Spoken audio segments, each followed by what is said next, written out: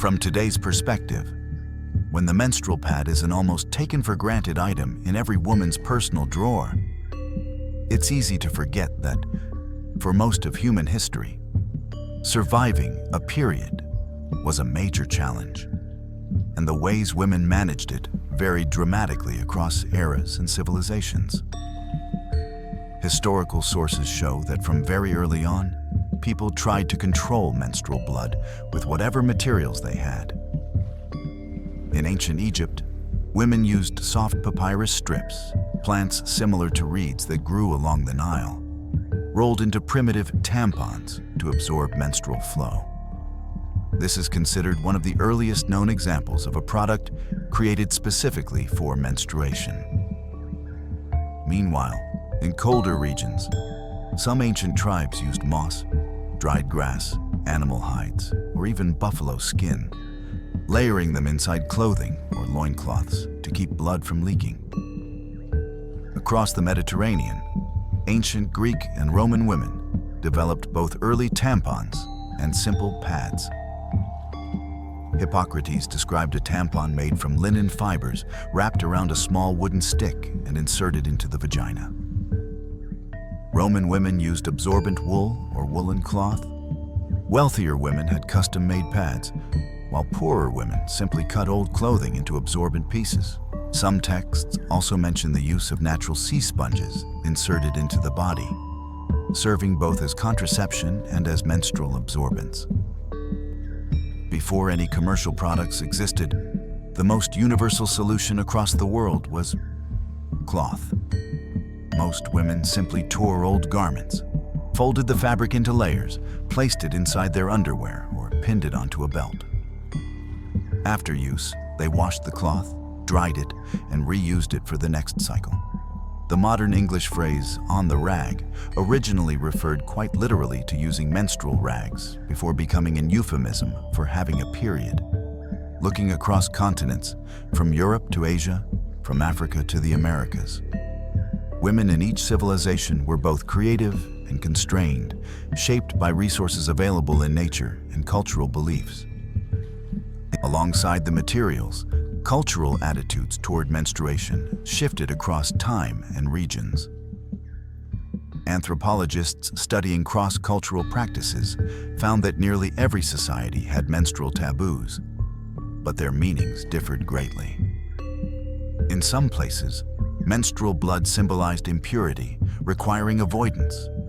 In others, menstruation was viewed as a time of separation, allowing women temporary relief from labor and social obligations, almost a form of enforced retreat.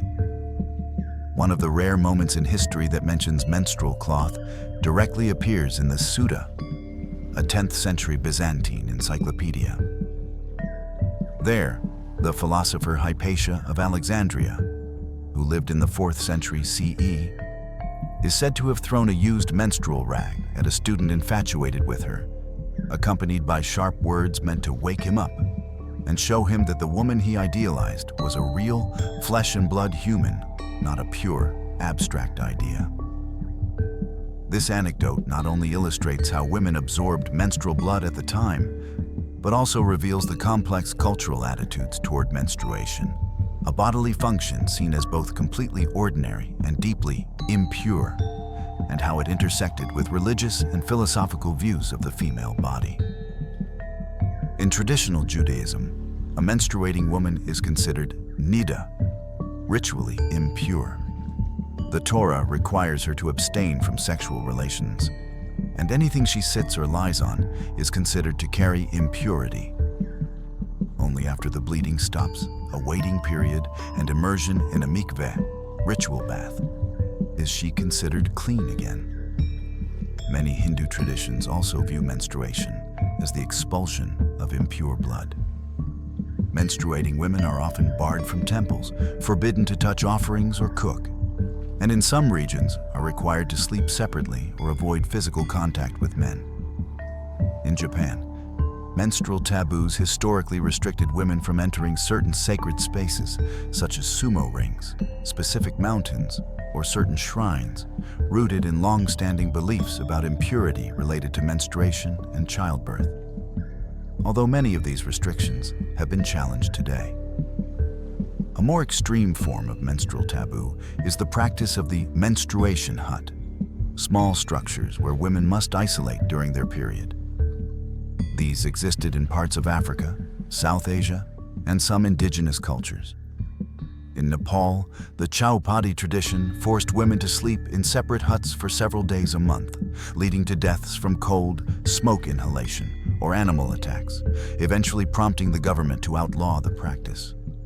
Interestingly, some women within these traditions described the isolation as a rare moment of rest, temporary freedom from household duties, showing how a single practice can carry both oppressive and protective elements within a male-dominated social structure.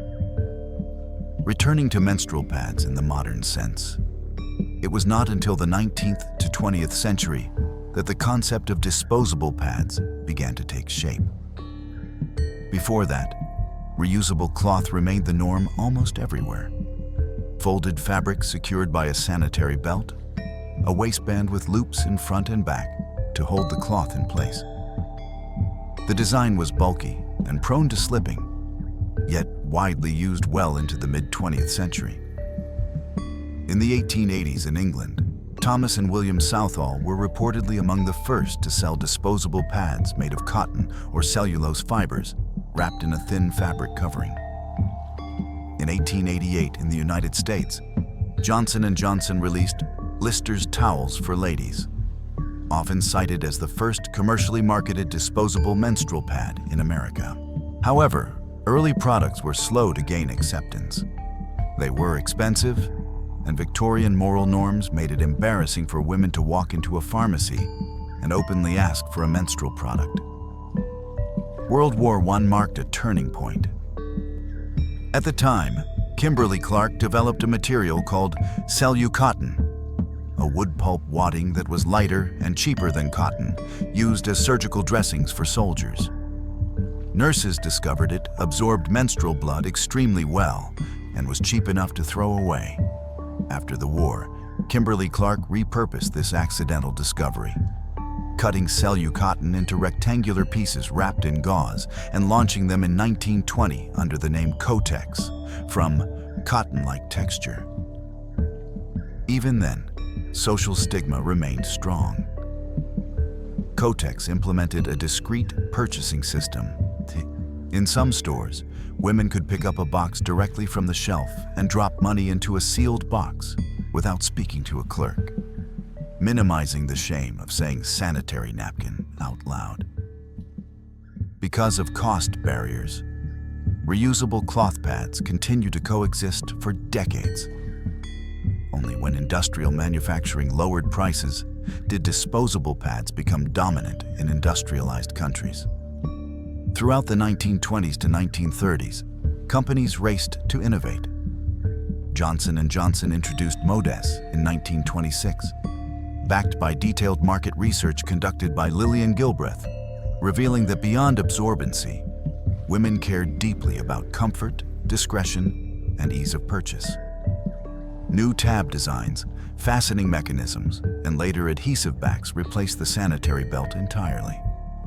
Patents, such as Carolyn R. Mobley's belt tab attachment, bridged the technical transition from belts to modern adhesive pads.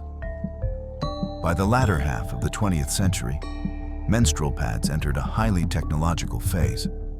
Cellulose and cotton were partially replaced by superabsorbent polymers. Pads became thinner, yet more effective. Wings appeared, followed by leak guard channels and various lengths tailored for light or heavy days. At the same time, tampons became more popular in the West, while menstrual cups, reusable cloth pads, and menstrual underwear emerged as part of a growing movement towards sustainability and bodily autonomy. A menstrual pad is not just a technical product. It is a story of shifting social attitudes. From a time when menstruation was seen as impure, hidden under layers of skirts or behind isolated huts, to an era when women can choose whatever fits their bodies best. From secret cloth rags washed in silence, to colorful packages lined up openly on supermarket shelves. This journey reminds us that human beings, especially women, have always sought ways to live more comfortably with their own bodies. And behind this seemingly small object lies a long history of ingenuity, adaptation, and the gradual dismantling of taboos that have lasted for thousands of years. Where you live, is the menstrual pad still considered a sensitive or stigmatized product? Share your thoughts in the comments.